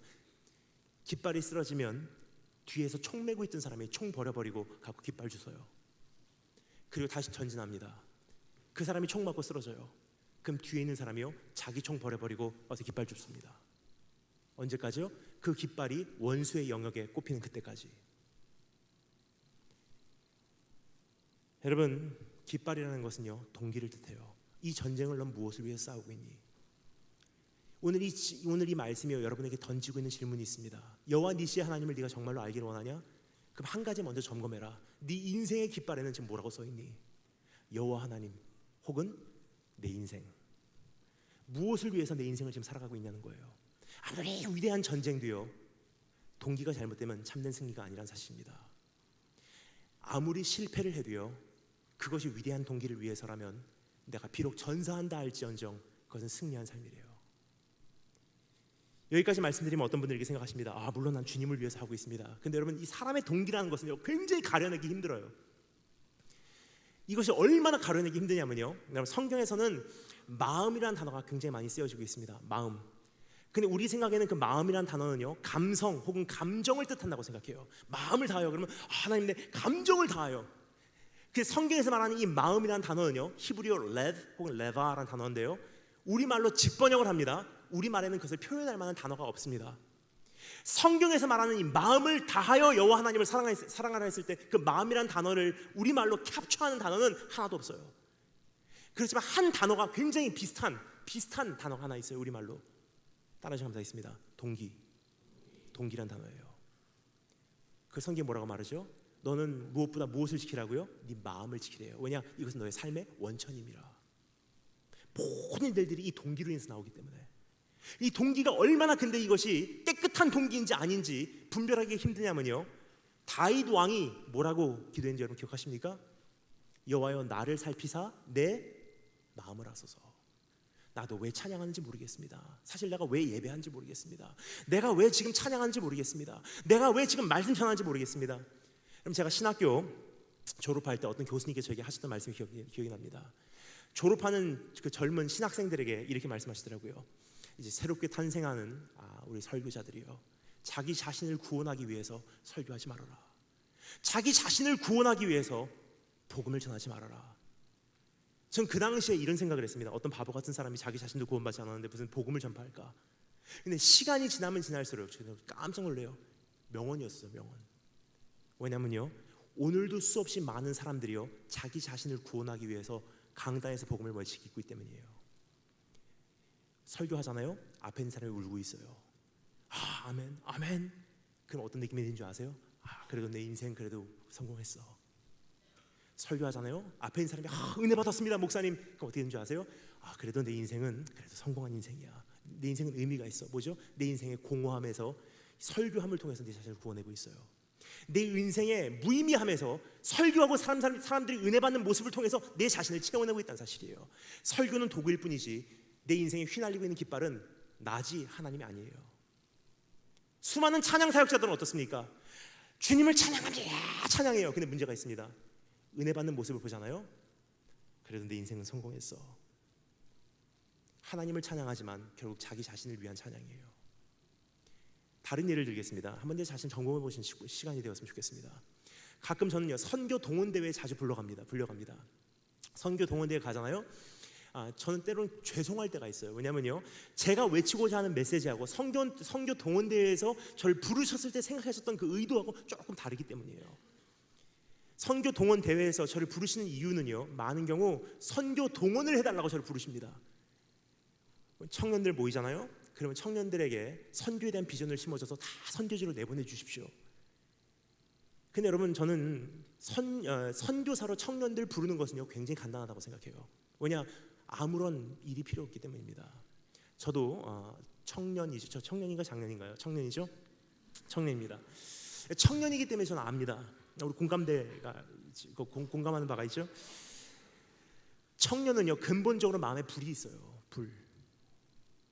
그래서 그 불이 있기 때문에 웬만한 것은 다 그 불이 삼켜버려요. 여자친구로 내 자신을 채워내려고 해도요, 남자친구로 채워내려고 해도, 내 학업으로 채워내려고 해도, 내 사회적인 성공으로 채워내려고 해도, 그 무엇으로 채워내려고 해도요, 이 불은요 다 소멸해버리기 때문에 청년들은 근본적으로 외로움이 있고 공허함이 있고 인생에 대한 어떤 슬픔이 있어요. 그래서 이 불이 나에게 안겨주는 질문이 있어요. 청소년 청년들에게 난 무엇을 위해서 내 인생을 한번 불살라볼까? 난 무엇을 위해서 한번 내 인생을 불태워볼까? 하는 그 근본적인 질문이 다 있다는 거예요. 그런 청년들이 모인 장소에서, 그런 청소년들이 모인 장소에서 선교 동원하는 거 그렇게 어렵지 않습니다. 여러분, 하나님께서 우리를 부르십니다. 주님께서 죽어가는 저 열방을 깨우시기를 원하십니다. 나를 쓰시기를 원하십니다. 죽어가는 탈북자 동영상 하나 보겠습니다. 지금 중동에서 어떠한 사건이 일어나는지 우리 동영상 하나 보겠습니다. 다 보잖아요. 이미 마음이 자극되기 시작했어요. 다 같이 우리 찬양하겠습니다. 주님, 내가 여기서. 찬양 다 끝날 무렵 이렇게 얘기합니다. 주님께서 우리를 부르십니다. 저 죽어가는 열방을 위해서 누가 갈 거? 내가 누구를 보낼 거? 누가 우리를 위해서 갈 거? 그럼 청년들이 어떻게 하는지 아십니까? 주님, 내가 갈게요. 그렇게 하고 갑니다. 근데 여러분, 중요한 것은요, 주님께서 선교에 대해서 뭐라고 말씀하시는지 아십니까? 누가 망대를 짓고자 할 때 그 망대가 준공하기까지 어느 정도의 비용이 예상되는지를 생각 안 하고 그 망대를 건설한 자가 어디 있느냐? 짓다가 중간에 비용이 모자라서 완성을 못하게 되면 사람들의 웃음거리밖에 되지 않는데요.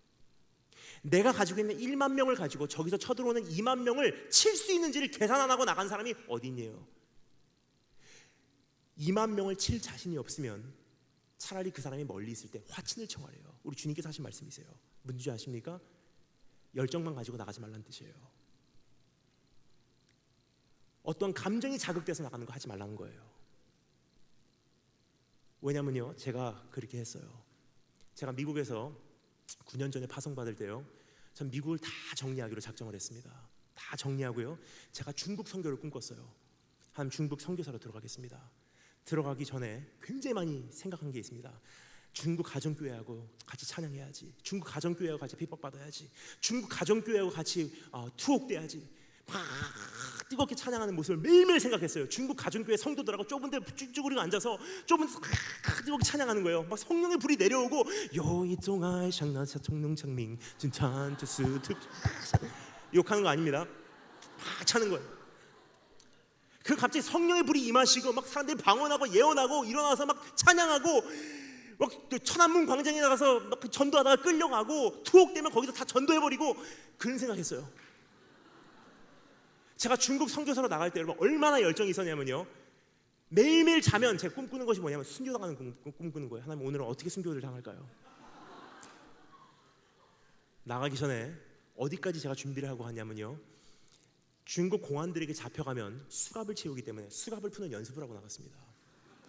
아파트 2층에서 도망가다가 뛰어내리면 어떻게 살아남을까? 근데 여러분 제가 그렇게 하고 선교사로 파송돼서 중국에 자리를 잡고 선교 활동을 시작했어요. 근데 막상 여러분 중국을 통해 중앙아시아를 통해 중동을 통해 가장 깊은 곳까지 복음을 전파하다 보니까 제가 경험하는 가장 어려운 것은 뭔지 아십니까? 제가 생각했던 것은요, 비록 핍박은 있어도 흥분되는 인생인 줄 알았어요. 근데 막상 선교지로 나가니까 진짜 힘든 것은요, 10년을 똑같은 사람들 데리고 계속 제자 훈련 시켜도요, 한 사람이 결국 배반하고 떠난다는 거예요. 진짜로 힘들었던 것은요, 공안들에게 쫓겨다니는 게 아니라 중국 북경 베이징에서 기차를 타고 우르무치까지 카자흐스탄 입구까지 72시간 기차를 타고 중국 횡단을 하면서 가만히 내 안에 있는 성령님과 교제하며 아무한테도 말하지 못하고 침묵하고 72시간 동안 횡단한다는 거예요. 옆에는 이슬람 상인들, 옆에는 이슬람 선교사들, 이쪽에는 김일성 배지 찬 북한 사람들, 그 중간에 심대칸에서 가만히 밖에 보면서 주님과 교제하며 나간다는 거예요.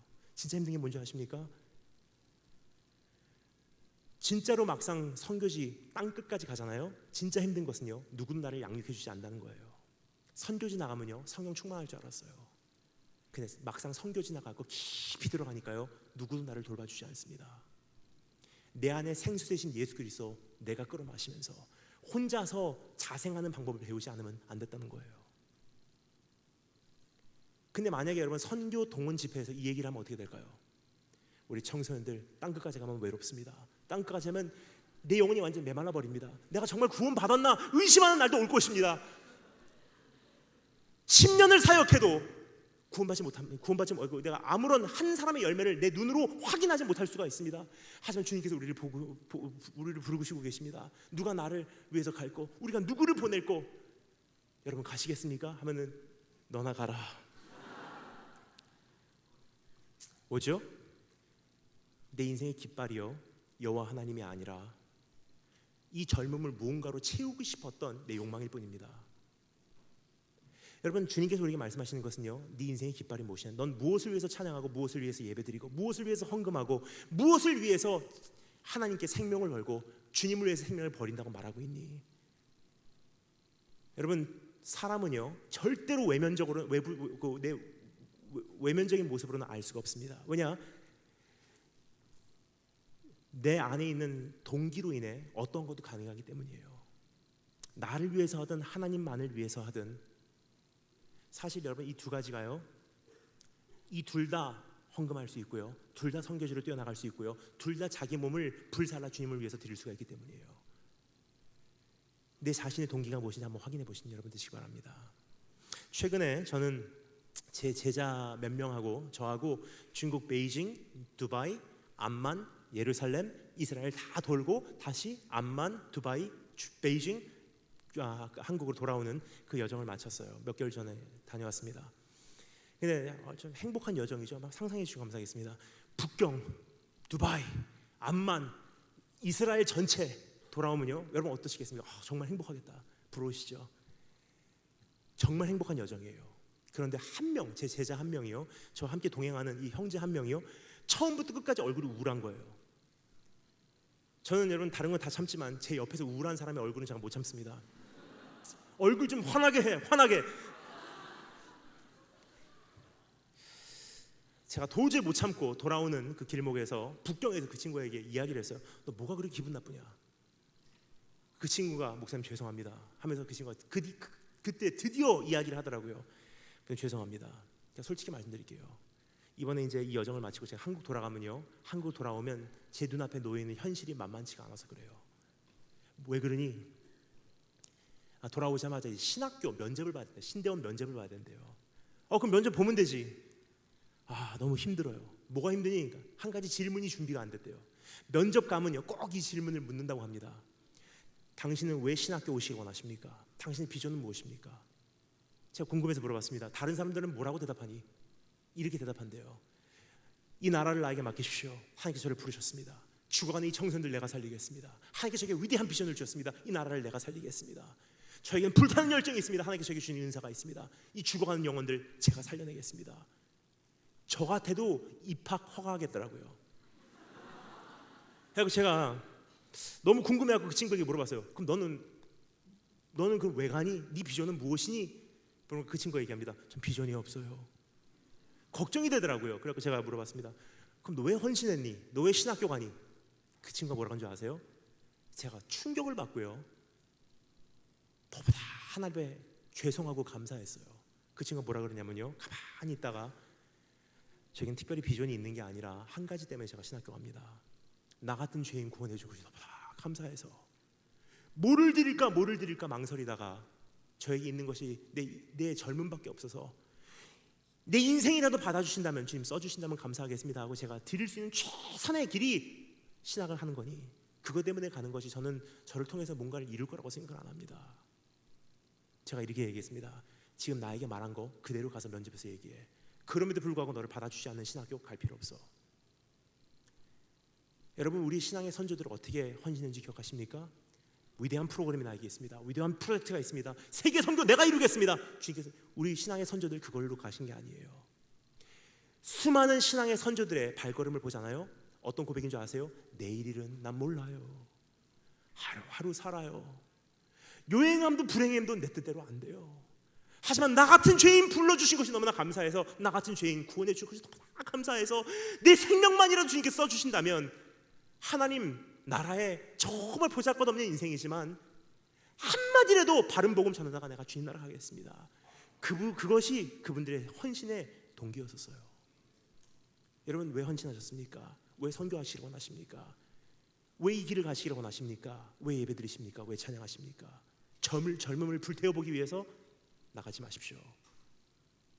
내가 받은 은혜의 감격으로 인해서 뛰어나가신 여러분 되시기를 주님으로 축원합니다. 그것이 승리의 깃발이에요. 그 깃발만 휘날리고 있잖아요. 우리 다 연합할 수 있습니다. 첫 번째 연합의 이유, 두 번째 뭐였죠? 전쟁의 동기. 세 번째 따라 감사하겠습니다. 승리의 기준. 우리 다 같이 승리의 기준에 대해서 이야기하신 주님의 말씀 직접 읽어보도록 하겠습니다. 11절 12절 다 같이 한 목소리로 승리의 기준 읽어보도록 하겠습니다. 다 같이 읽겠습니다. 시작.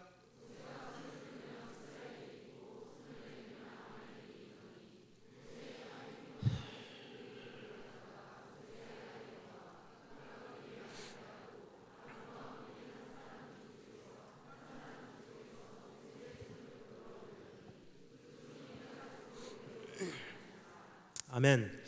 여호와 니시에 대하여 또 한 가지 목격할 수 있는 것은 바로 이것입니다. 승리의 기준이라는 것입니다.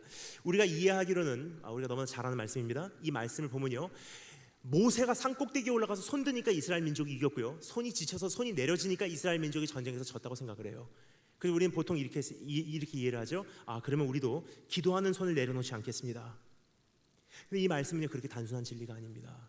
이 말씀을 우리에게 던져주는 가장 중요한 메시지는 무엇이냐면요, 모세의 손이 아니었어요. 그날 누구의 손이죠? 모세의 손에 여호와 하나님의 지팡이가 들려져 있었어요. 출애굽기 전체를 통해서 볼 수 있는 것은요, 모세가 이스라엘 민족을 인도한 게 아니에요. 모세라는 한 사람의 종의 몸을 통해서 하나님께서 인도하신 것뿐입니다. 즉 그날 산 꼭대기에서 올려진 손은요, 모세의 손이 아니라 모세의 손을 대신해서 올려진 하나님 자신의 손이었습니다. 그 손이 올려지면 전쟁에서 이겼고요, 그 손이 내려지면 이스라엘 민족이 졌다는 것은요, 한마디로 요약해서 말씀드리겠습니다. 승리와 패배의 기준은 하나님 손에 달렸다는 뜻이에요. 하나님의 손이 내 인생을 향해서 올려지냐 내려지냐에 따라서 승리와 패배가 정해진다는 것입니다. 자, 그렇다면 여호와 니시, 주님은 나의 승리의 기준 되십니다. 즉 주님께서 내 손을 들어주시기를 원하십니다.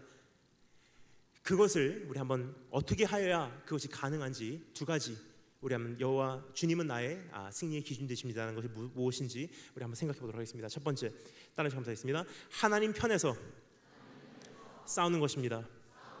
하나님 편에서 싸우는 것이 주님 승리의 기준 앞에 합당한 싸움이래요. 하나님 편에 속하는 것이 주님의 기준으로 내 손을 들어주시는 방법이라는 것입니다.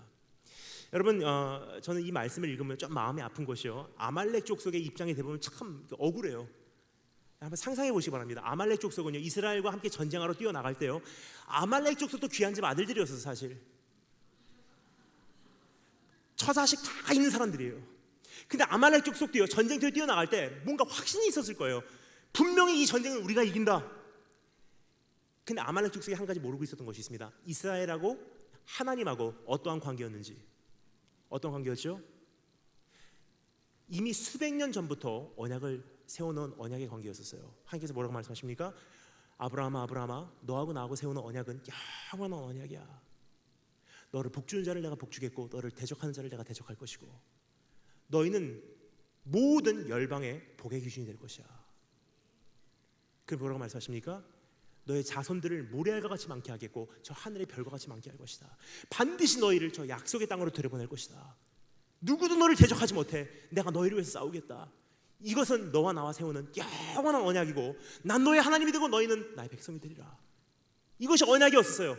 근데 아말렉 족속은 그것을 모르고 있었어요. 그리고 아말렉 족속이 이스라엘을 치러 갑니다. 이길 줄 알았어요. 와 하고 나가요. 근데 가만히 생각해 보잖아요. 굉장히 억울한 싸움이에요. 이미 끝이 정해진 싸움이었습니다. 왜 그렇습니까? 아말렉 족속이 그날 싸운 것은요, 이스라엘을 맞서서 싸운 것도 아니고요, 이스라엘을 도와주시는 하나님과 맞서 싸운 것도 아니에요. 아말렉 족속이 싸운 건 누군지 아십니까? 그 언약을 세우시고 언약을 집행하시고 언약을 완성하실 여호와 하나님 자신과 맞서 싸운 거예요. 이스라엘이 이긴 것은요, 하나님께 조금 도와주시는 차원이 아니었어요. 이스라엘이 이긴 것은요, 하나님 편에 속해 있기 때문입니다. 하나님 경영의 일부분으로 참가했었기 때문이에요. 우리가 생각하는 하나님은요, 하나님 나를 도와주세요, 내 편에 속해 주세요. 근데 하나님께서 우리에게 물으신 질문이 있습니다. 내가 네 군대에 입대하랴, 네가 내 군대에 입대하랴. 여호와 니시라는 단어는요, 주님 나를 도와주세요라는 단어가 아니에요. 나를 도우시는 하나님이라는 단어가 아닙니다. 내가 주님 편에 속하겠습니다라는 뜻이에요. 그게 여호와는 나의 기준, 승리의 기준 되시느라는 뜻입니다. 여러분, 똑같은 내용이요, 여호수아 5장에 나옵니다. 제가 요약해서 말씀드리겠습니다. 여호수아가 산꼭대기로 올라갑니다. 여리고 성이 내려다 보이는 그 장소로 찾아갑니다. 여리고 성을 보고서 이제 전쟁을 위한 준비를 하는 거예요. 이렇게 치고 저렇게 치고 하나님 여리고 성을 나에게 붙여주시기 원합니다 하고 산꼭대기로 올라가요. 근데 그 언덕 위로 올라가니까 이미 어떤 사람이 그 언덕 위에서 칼을 손에 빼고서 들고 있는 거예요. 여호수아가 그에게 나아가서 말하는 내용을 제가 읽어드릴게요. 여호수아가 여리고에 가까이 이르렀을 때 눈을 들어 본즉 한 사람이 칼을 빼어 손에 들고 마주 서 있는지라. 여호수아가 나아가서 그에게 묻되 너는 우리를 위하느냐 우리의 적들을 위하느냐 하니 그가 이르되 아니라 난 여호와의 군대 대장으로 지금 왔느니라 하는지라. 여호수아가 얼굴을 땅에 대고 엎드려 절하고 그에게 이르되 내 주여 종에게 무슨 말씀을 하려 하시나이까. 요약해드리겠습니다. 여호수아가 산꼭대기로 올라갑니다. 여리고성이 내려다 보이는 곳입니다. 정탐하러 올라갔는데 이미 어떤 사람이 손에 칼을 들고 서 있어요. 근데 여기 보면 이렇게 돼 있죠. 여호수아가 그에게 나아가서 그에게 묻되라고 돼 있습니다. 그 번역이 잘못됐습니다. 정확한 번역은요, 여호수아도 칼을 뽑았다는 뜻이에요. 그냥 나갔다는 것은요, 저기 말씀 좀 여쭤보겠습니다라는 뜻이 아닙니다. 어떤 사람이 전쟁터 한 복판에서 손에 칼을 들고 서 있어요. 여호수아도 칼을 뽑았다는 뜻이에요. 그리고 그에게 달려들었다는 뜻입니다. 굉장히 드라마틱한 장면이 여기 벌어집니다. 상상해 주시면 감사하겠습니다. 여호수아도 하고 뛰어드는 거예요. 그 칼 든 사람하고 칼싸움이 시작돼요. 챙챙챙 칼싸움을 하면서 대화가 이루어져요. 넌 우리를 위함이냐 적들을 위함이냐 싸우는 거예요. 여호수아의 머리에는요 두 가지 캐러거리밖에 없었어요. 우리 편, 원수 편. 근데 이 사람이 뭐라 그러죠? 아니라 영어로 이렇게 번역되어 있습니다. No. 우리 편이냐 원수 편이냐 물어보는 질문이에요. 이 사람이 뭐라고 대답합니까? No. 난 네 편도 아니고 저 편도 아니야. 뭐라 그러죠? 난 여호와 하나님의 군대 대장으로 여기 왔느니라. 무슨 뜻입니까? 난 내 편이야. 내가 너에게 정말 묻기로 원하는 질문이 있다. 네가 묻는 질문은 내 편이냐 원수 편이냐지만 내가 너에게 정말 묻기로 원하는 질문은 네가 내 편이냐 아니냐. 여러분 이것이 우리의 모습이 아닌가 생각됩니다. 우리는 보통 기도할 때 뭐라 그러죠? 하나님 기도 응답 들어주실래요? 안 들어주실래요? 대학교 들여보내주실래요? 안 들여보내주실래요? 저 사람하고 결혼시켜주실래요? 안 시켜주실래요? 주님께서 말씀하시는 건 이것입니다. 그게 중요한 게 아니야. 내가 너에게 정말 묻기로 하는 질문이 있어. 내 엄청난 경영, 하나님의 나라가 이 땅에 완성되는 그 경영 속에서 네가 참가할래 안 할래? 네가 정말로 참가한다면 네가 감당해야 될 역할이 있어. 그 역할은 세상의 기준으로 볼 때는 실패일 수도 있어. 세상의 기준으로 볼 때는 버림받음일 수도 있어. 세상의 기준으로 볼 때는 핍박일 수도 있고 죽음일 수도 있어. 하지만 큰 경영의 완성된 그림으로 봐서는 최후 승리로 끝나게 돼 있어. 너 참가할래 안 할래? 근데 우리는 뭐라 그러죠? 단편을 봐요. 내 인생이라는 단편을 보고 주님 도와주실래요? 안 도와주실래요? 내가 생각했던, 내가 지향했던 것을 성공하면요, 승리 하나님. 그것이 안 됐을 경우에는 하나님 나를 버리셨군요. 나를 잊으셨군요. 주님께서 우리에게 물으신 질문 여러분 들으시기 바랍니다. 내가 네 편이냐 아니냐가 중요한 게 아니야. 내가 너에게 정말 묻기로 원하는 질문은 내 엄청난 경영, 내 나라가 이 땅에 임하는 그날까지 네가 내 편이냐 아니냐가 더 중요한 질문이야. 여러분 어떠십니까? 주님 편에 속한다는 것은요, 때로는 우리가 생각하는 성공이 아니에요. 주님께서 뭐라고 말씀하십니까? 우리가 하나님의 후사요, 그리스도와 함께하는 후사니 우리가 그와 함께 영광을 얻기 위하여 고난도 함께 받아야 되느니라.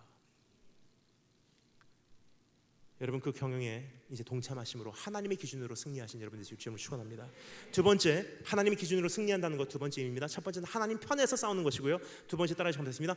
하나님 앞에, 목소리가 점점 작아집니다. 하나님 앞에 합격되게 싸우는 것입니다. 그게 하나님의 기준에 합당한 싸움이라고 주님께서 말씀해 주고 있습니다. 여러분 이 장면은 어떤 장면이냐면요, 바로 이런 장면입니다. 복싱을 하잖아요. 권투 선수가 어떻게 하죠? 막 치열하게 싸워요. 근데 진짜로 승부가 나는 건 언제죠? 모든 매치가 끝나고 심판이 양쪽 손에 선수들의 손을 잡습니다. 그리고 거기서 심판이 누구의 손을 들어주냐에 따라서 승부가 정해져요. 결국 우리가 아무리 잘 살아도요, 아무리 잘 싸워도 적어도 내 눈으로 보기에는 많은 성적을 거뒀다 해도요, 하나님께서 내 손을 들어주냐 내리냐의 차원이에요. 세상이 내 손을 들어줘도요, 마지막 날 최후의 심판자 되신 그분께서 내 손 들어주지 않으면요, 그 인생은 실패한 인생이라는 사실입니다. 반대로 세상이 내 손 내려도요, 최후의 참된 심판자 되신 그분께서 내 손 들어주시면 그 인생은 승리한 삶이라는 것입니다. 여러분 저는 저희 어머니께서 저에게 쭉 부탁하셨던 유언과 같은 말씀이 있어요. 두 가지 부탁이에요. 유언이라고 말씀드렸지만 여러분 오해하시면 안 됩니다. 저희 어머니 정정하시고 살아계십니다. 저희 어머니께서 정말 유언과 같이 저에게 부탁하신 두 가지 부탁이 있어요. 첫 번째 부탁은요, 네가 인생을 살다가 보면 언젠가는 부모도 떠나고 정말 네가 의지할 수 있었던 그 어르신들이 네 주변을 떠날 날이 반드시 올 거야. 근데 그때는 네가 인생을 살다 보면 반드시 막다른 골목길에 들어설 날이 올 수 있어. 사방이 막히고 숨을 쉴 수가 없고 의지할 수 있는 사람들은 네 주변에 안 계실 때 인간의 본능은 그 자리를 버리고 떠나고 싶고 도망가고 싶은 것이 인간의 본능이야. 다 버리고 아무도 없는 곳으로 도망가고 싶은 것이 인간의 본능이야. 하지만 내가 정말 엄마가 너에게 부탁한다. 한 가지 부탁을 꼭 들어주면 좋겠어. 그날 내가 살아있지 않아도 이걸 꼭 명심해라. 그날 너는 절대로 거기를 떠나지 마. 숨만 쉬고 있으면 그 시간은 지나가게 돼 있어. 하지만 네가 그 순간을 못 참고 떠나잖아, 도망가잖아. 부모는 너를 기다려주겠지만 네가 돌아오면 네 아내는 너를 안 기다려줘. 네 자녀는 너를 용서 안 해. 네 교회는 너를 가차없이 잘라버린다. 절대로 거기 떠나지 마. 저를 향한 첫 번째 부탁이고요. 두 번째 부탁, 정말로 엄마 평생에 너한테 부탁할 부탁이 있어. 그 부탁은 뭐냐면요, 부모가 네 눈앞에서 매를 맞고 부모가 네 눈앞에서 죽임을 당해도 넌 가만히 있어 그래요. 사실 이건 인간의 도리가 아니죠. 참는 거는. 어머니께서 저를 제일 잘 아세요. 제가 가만히 있을 성격이 아니라는 거. 다른 건 다 참어도요, 제 부모가 제 앞에서 죽임을 당하거나 매를 맞으면요, 사람의 도리도 아닐 뿐더러 제 성격도 그걸 용납을 못해요. 아마 제가 손을 들 거예요. 제 어머니께서는 말씀하십니다. 넌 이미 사람이기 전에 이제 하나님께 부르신 종이야. 네가 지켜야 될 것은 부모의 목숨이 아니야. 네가 지켜야 될 것은 더 위대한 것이 있어. 하나님의 영광이야. 네가 그 싸움에 개입되면 부모의 생명을 살릴 수 있지만 넌 하나님의 영광을 가리게 돼 있어. 절대로 넌 그 싸움에 끼어들지 마. 그럼 저희 어머니께서 이렇게 말씀하십니다. 네가 목사 안수 받는 그날, 네가 선교사로 파송받는 그날, 네가 하나님의 종으로 부르심을 받는 그날, 너는 나는 질 수밖에 없습니다라는 이름표 단 거하고 똑같은 거야. 여러분, 근데 저만 그 이름표 달았습니까? 아니더라고요. 예수 그리스도라는 하나님 자신께서 죄인들을 위해서 십자가 달려 죽어주신 그 예수 그리스도를 나의 주인으로 영접한 우리 모두들이 다 그 이름표 달고 있어요. 난 질 수밖에 없는 사람입니다. 난 결국은 당신에게 당할 수밖에 없는 사람입니다. 난 당신을 용서할 수밖에 없는 사람입니다. 다 그 이름표 달고 있어요. 억울하십니까? 근데 주님께서 말씀하세요. 사실은 그게 주님께서 내 손 들어주시는 방법이래요.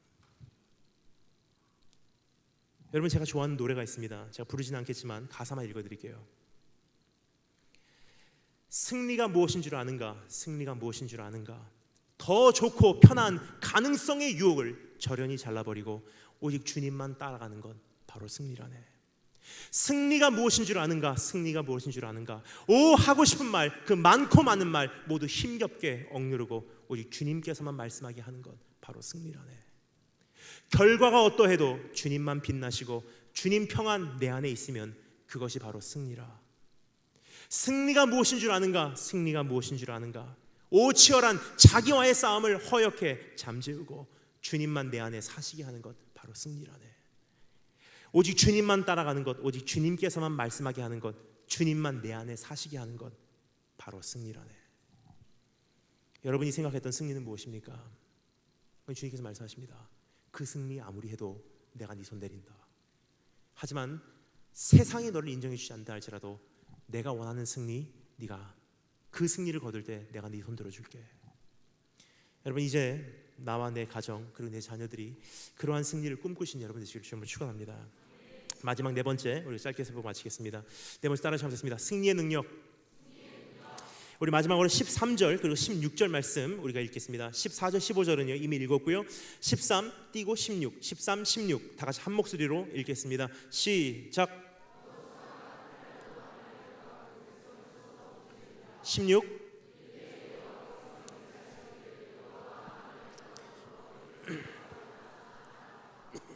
아멘. 우리가 너무나 잘 알듯이 이 싸움은 이스라엘의 승리로 막을 내리게 됩니다. 이스라엘은 여호와 니시의 하나님 앞에서 하나로 결집되어 연합되어 광야에서의 첫 번째 승리를 경험하게 되었고요.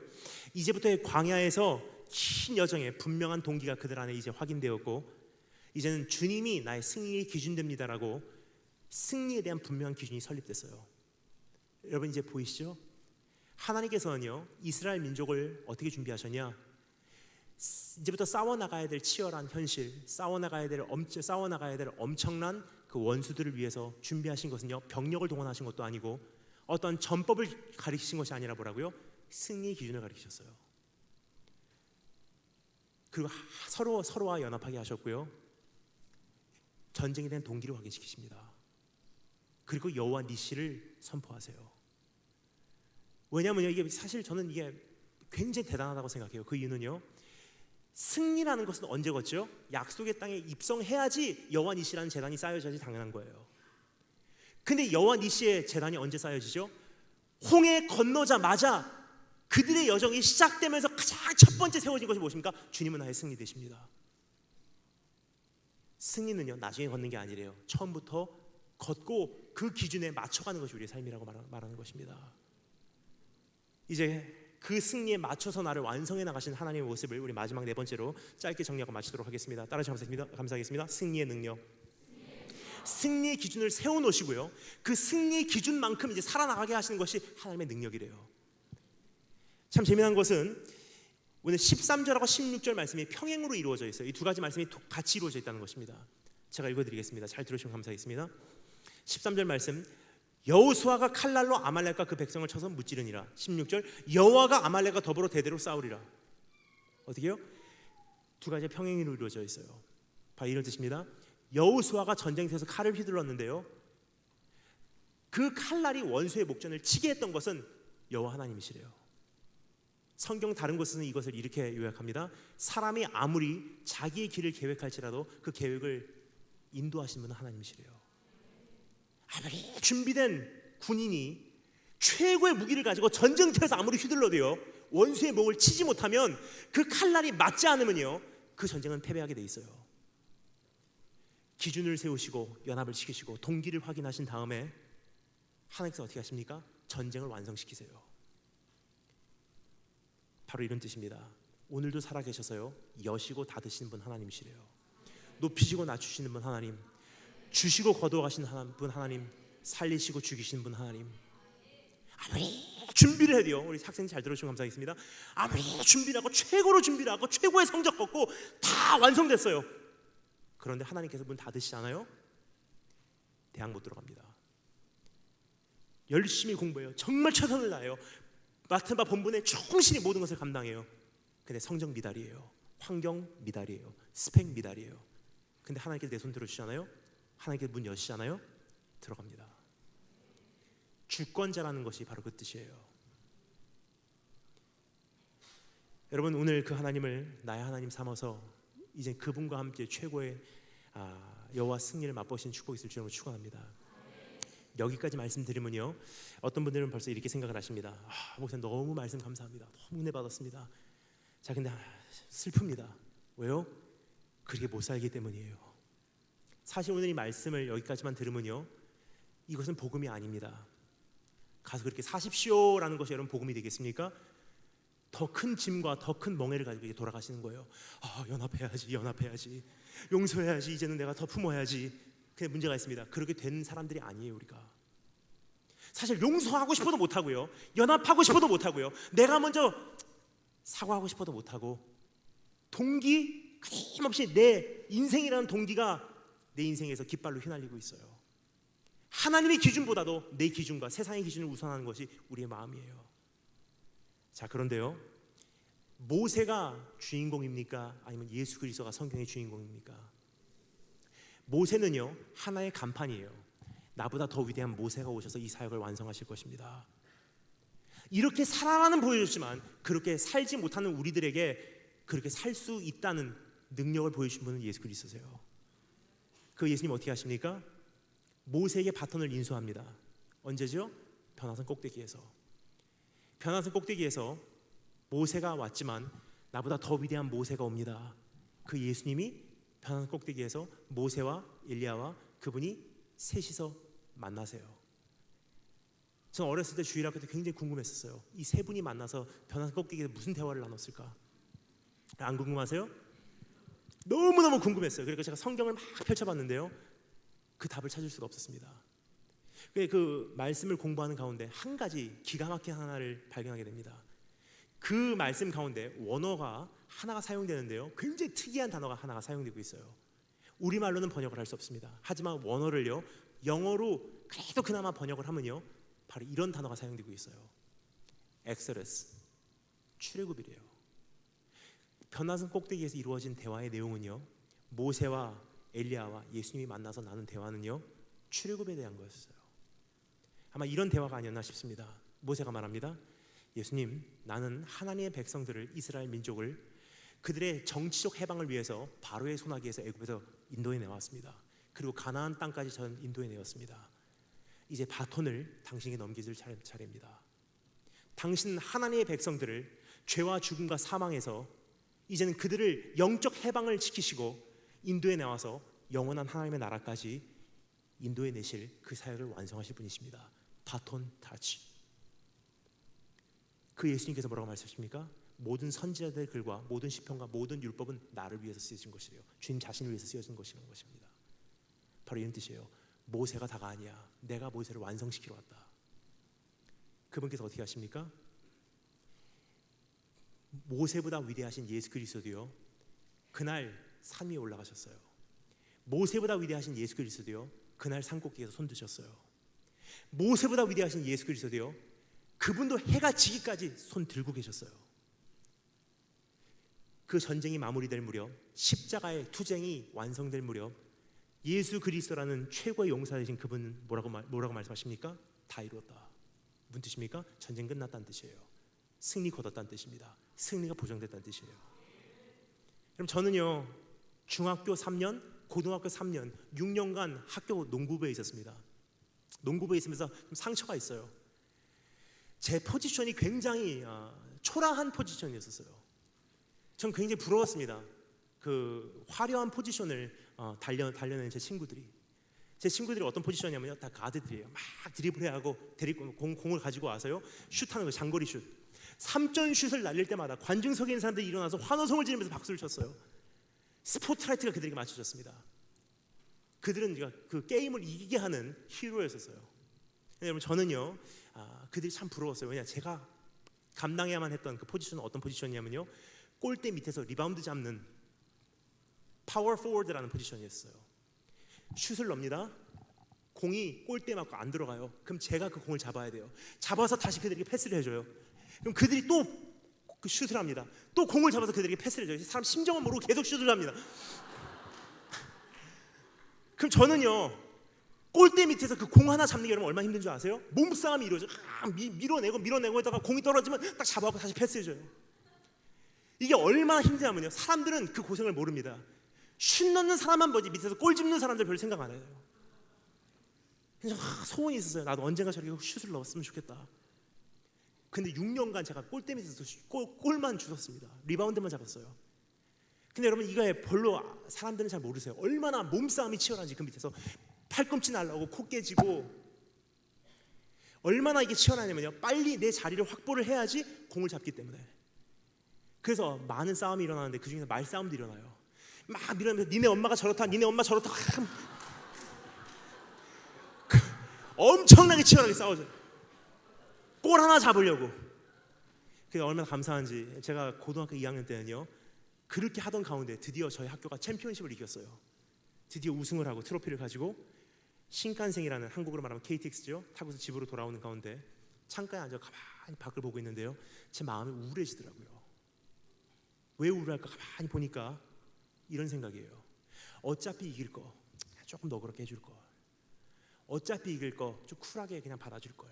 어차피 이길 거 말해도 그냥 쿨한 거 같이, 그냥 그릇이 큰 거 같이 받아줄 거. 어차피 이길 거 그렇게까지 이거 했다고 나도 파울 안 할 걸. 제가 인격이 대단해서 그런 생각합니까? 아니에요. 이겼기 때문에 너그러워질 수 있는 거예요. 우리는 너그러워질 수 있는 사람이 아니래요. 하나님의 방법으로 살아갈 수 있는 사람들이 아니래요. 연합하고자 하는 그러한 마음의 욕심도조차 없는 사람들이래요. 근데 말씀드리겠습니다. 주님께서 뭐라고 말씀하시죠? 다 이루었다. 이미 승리를 거뒀대요. 승리를 거둔 것을 정말로 안다면요, 어떻게 될까요? 사도 바울이 그 비밀을 알고 있었어요. 뭐라고 말하죠? 우겨싸임을 당해도 이긴대요. 거꾸로 매달림을 당해도 이긴대요. 핍박을 당해도 이긴대요. 끌려가도 이긴대요. 죽임을 당해도 이긴대요. 돌아가도 이긴대요. 양보를 해도 이긴대요. 네가 우하면 내가 좌하고, 내가 좌하면 네가 우하해. 네 마음대로 해. 그래도 이긴대요. 이 모든 것을 어떻게 해요? 넉넉히 이기느니라. 여러분, 그러면 그 사실 정말 우리가 안다면요, 예수 그리스도 안에서 우리가 드디어 연합을 할 수 있어요. 주님을 나의 동기 삼을 수 있습니다. 그리고 세상의 방법이 아니라 이제 하나님의 기준으로 우리가 승부할 수 있습니다. 나머지는 주님께서 승리의 능력으로 채워주실 것입니다. 다 같이 머리 숙여주시면 감사하겠습니다. 우리 찬양팀 올라와 주시고요, 우리 잠시 기도하는 시간을 갖도록 하겠습니다.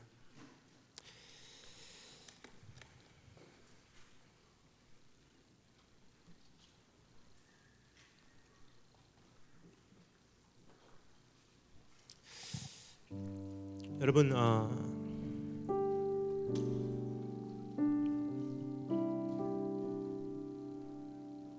찬송가인데요, 주님께서 우리에게 물어보십니다.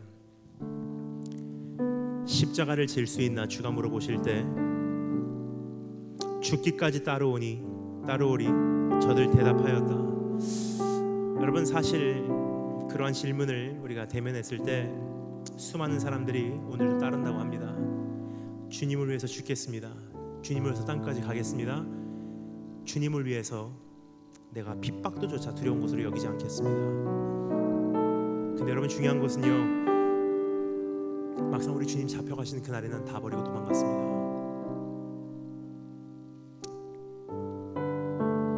오늘 우리 주님께서 나에게 그 십자가 지겠냐고 물어보십니다. 십자가를 질 수 있나? 십자가를 진다는 것은 참 너무나 많은 고통의 형태로 나에게 다가올 수 있습니다. 너 그 사람 용서할 수 있니? 너 그 말 억누르고 안 할 수 있겠니? 너 오늘 그거 포기할 수 있겠니? 너 오늘 그 자리 포기할 수 있겠니? 너 그 사람과 헤어져 줄 수 있겠니? 너 오늘 그거 내려놔 줄 수 있겠니? 나에게 그거 줄래? 물어보신 주님이세요. 그 말씀을 따라간다는 것은요, 여러분, 사실 십자가 짐과 같은 고통입니다. 우리는 그것을 할 수가 없는 사람들이기에 우리 주님께 오늘 다 같이 기도하는 마음으로 이 찬양 부르도록 하겠습니다.